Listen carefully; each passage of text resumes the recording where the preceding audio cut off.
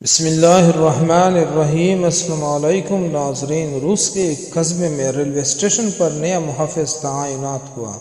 تعیناتی کے پہلے روز وہ ریلوے اسٹیشن کے قریب بچھی ہوئی پٹری کی دیکھ بھال کے لیے گشت کر رہا تھا کہ اس نے ایک شخص کو دیکھا جو بڑا سا آہنی اوزار تھامے پٹری کو زمین میں نصب کرنے والے چوڑی دار ناٹ کھول رہا تھا۔ محافظ نے اسے پکڑا اور اسے تفتیش کے لیے پولیس اسٹیشن لے گیا۔ تفتیشی آفیسر: کیا تم جانتے ہو کہ تم جو کچھ کر رہے تھے وہ کتنا خطرناک ہے؟ تم پر ہزاروں بے گناہ لوگوں کی زندگیوں کو خطرے میں ڈالنے کا الزام ہے۔ ملزم: اتنا بڑا الزام یہ کیسے ہو سکتا ہے؟ میں تو صرف ایک ناٹ کھول رہا تھا جو کسی کو بھی تکلیف نہیں پہنچا سکتا۔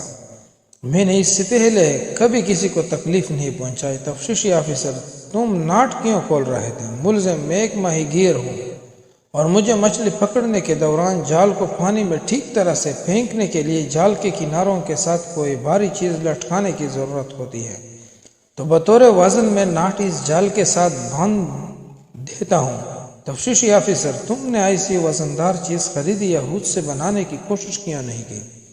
ملزم: جال کے لیے سوراخ والی زیادہ وزنی چیزوں کی ضرورت اکثر رہتی ہے اور میں ایک غریب مچھیرا ہوں۔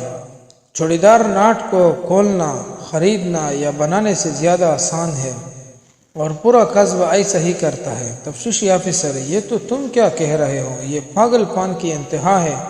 تم سب لوگ مل کر کیا کر رہے ہو؟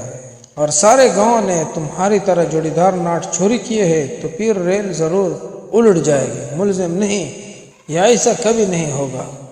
ہم ایک طرف والے ناٹ کو کھولتے ہیں اور دوسری طرف اس کے سامنے والے ناٹ کو لگا رہنے دیتے ہیں۔ اس طرح باری باری ہم اسی ترتیب سے ناٹ کھولتے ہیں تاکہ ریل کا بوجھ تقسیم ہو جائے۔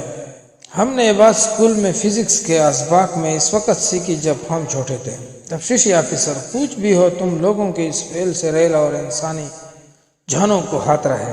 کیا تم لوگ ان تمام چھوڑے والے ناٹوں کو جال کے نیچے لگا کر مچھلی کے شکار کے لیے استعمال کرتے ہو؟ ملزم: میں اور میرا بھائی انہیں شکار کے لیے استعمال کرتے ہیں اور ہمارا پڑوسی اس سے میئر کے گھر اور تانے کے تالے اور کنڈیاں بنانے کے لیے استعمال کرتے ہیں۔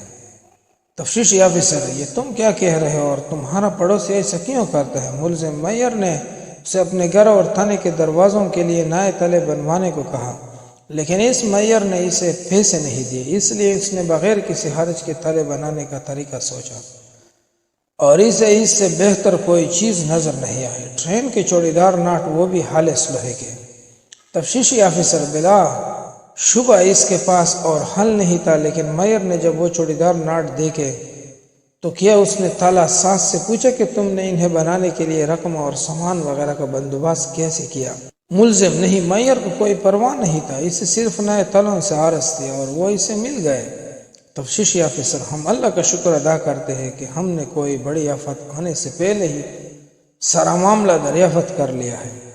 میں اس قصبے میں بچھی ریل کی پٹری پر پہرا دینے کا حکم جاری کروں گا تاکہ آئندہ کوئی چوڑی دار ناٹ کو کھول نہ سکے۔ ملزم: مجھے لگتا ہے کہ یہ ہمارے لیے کوئی خاص مسئلہ نہیں ہوگا کیونکہ ہمیں اپنے ساتھ والے گاؤں سے چوڑی دار ناٹ مل جائیں گے، ہم اس سے سستے داموں خرید لیں گے۔ تفتیشی آفیسر گھبراہٹ اور غصے سے کانپتے ہوئے ملزم سے پوچھنے لگا: تم کیا کہہ رہے ہو؟ کیا وہ بھی تمہاری طرح ناٹ چوری کرتے ہیں؟ ملزم: جی جناب، ریل کی پٹری کے آس پاس کے تمام دیہات ایسا ہی کرتے ہیں، وہاں ان کو شکار کے لیے استعمال کرنے والے انہیں بچانے والے اور ان کے ساتھ ساتھ تالے بنانے والے بھی ہیں۔ ہم سب ایسا کرنے پر مجبور ہیں، جیسا کہ ہمارے پاس کوئی متبادل وسائل نہیں ہے، تاکہ ہمارے پاس سستی ترین چیزیں خریدنے کے لیے بھی پیسہ نہیں ہے، اس لیے ہمیں اپنی بقا کے لیے ریل کی چوڑی دار ناٹ کو ہی کھولنا ہوگا۔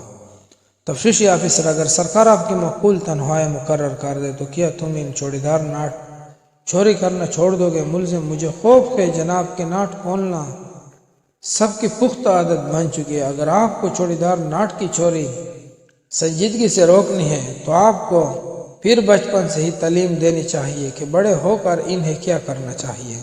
اس کے بعد نوجوان کی محرومی جب ختم ہو جائے گی اور انہیں گھر کی دہلیز پر انصاف کام مناسب تنخواہ مل جائے گی تو وہ کبھی بھی چوڑی دار ناٹ کو چوری کرنے کا نہیں سوچیں گے۔ سب دوستوں سے گزارش ہے کہ حکومت کے جو جگہ ہے، ان کی جو چیزیں ہیں ان کا خاص خیال رکھا کرو، کیونکہ یہ قوم کا ورثہ ہے۔